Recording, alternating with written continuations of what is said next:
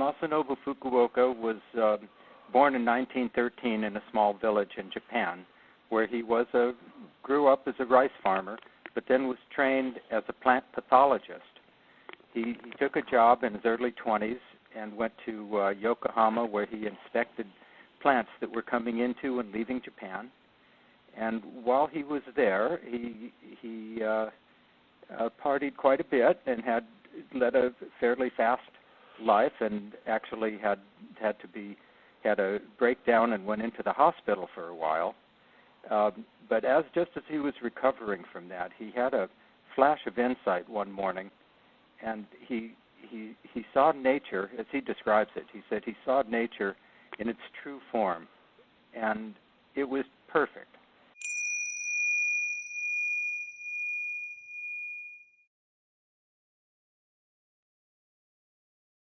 Looked at each of the different agricultural techniques, and he asked the question, now why are we doing this again?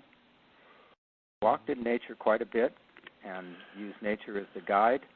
He stopped plowing, for example, because in nature the soil isn't plowed. He stopped using chemicals. He even grows rice without flooding the field. He's probably the only farmer in Japan that grows rice without flooding the rice fields. So one by one, he peeled away the unnecessary agricultural practices. So his method, the way he developed it, was basically the usual way is to say, well, how about if I try this, and how about if I try that? But his way was exactly the opposite. He said, well, what if we didn't do this, and what if we didn't do that?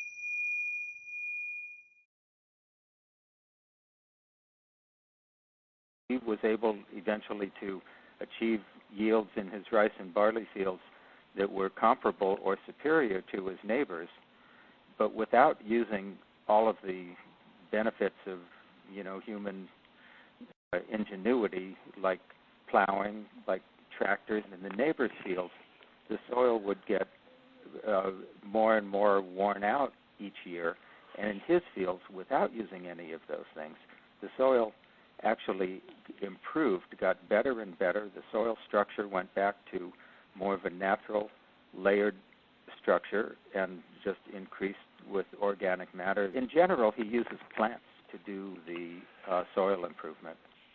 He started with deep-rooted plants like daikon and burdock and dandelion, ones that would have roots that would go down and open up the soil and bring nutrients up from the subsurface to the top. Then he added the ground cover of white clover, which has the ability to take nitrogen from out of the air and put it into the soil. And then weeds started coming up along with it, which he welcomed, and he planted mustard and daikon, and they reseeded themselves and went almost rampant throughout the orchard. And buckwheat was another very good plant that he added, and soon this ground cover was just going by itself and improving the soil year after year. And then he planted nitrogen-fixing trees, mainly acacia trees, to improve the soil deep down. So when you walk through his orchard, it's truly amazing. For one thing, it has the structure of a natural forest. It has got the canopy trees, which are the acacia trees, and nut citrus is the main cash crop. There's many shrubs, often producing food. The ground cover is the clover, the weeds, the buckwheat, and a lot of medicinal plants.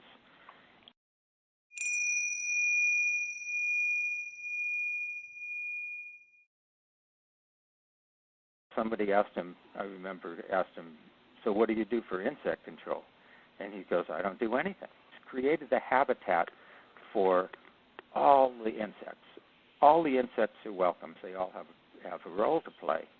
So when the aphids wipe out a section of the rice field, it's usually the weakest rice that they attack first.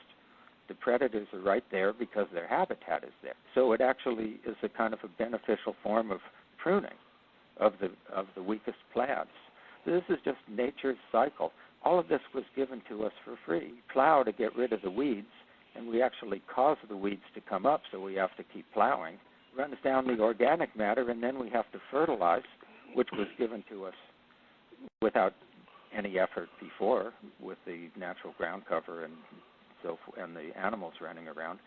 We wipe out the plants and then spray for insect control, and then we've taken insect control on ourselves forevermore. We can't beat the natural balance, and it doesn't take any effort. One thing he talked about, the way farmers in the old days had time. In fact, in the winter, they would take off for several months.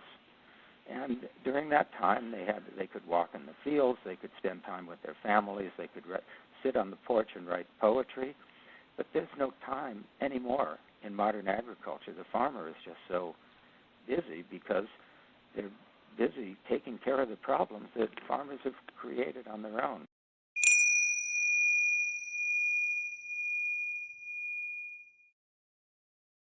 In the old days, a family of 4 in Japan could live and grow almost everything they needed, all the food and the materials they needed for building and so forth, on a half an acre. And Fukuoka's hope for the future would be that there would be a redistribution of people back to the land and natural farms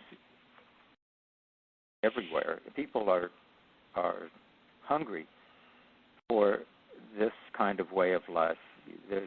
Without going into all of the problems that we all face in the modern society, the environmental problems, and also there's a problem of the human spirit.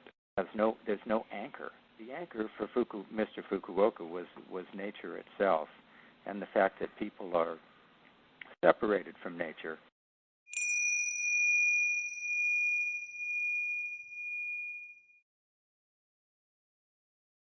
It's a delightful book. You don't have to be a farmer to appreciate this book. He tells the story of how he came to farm this way and his various experiences. And he's always, some of the stories are quite funny and delightful. It's like taking a trip to the countryside in Japan.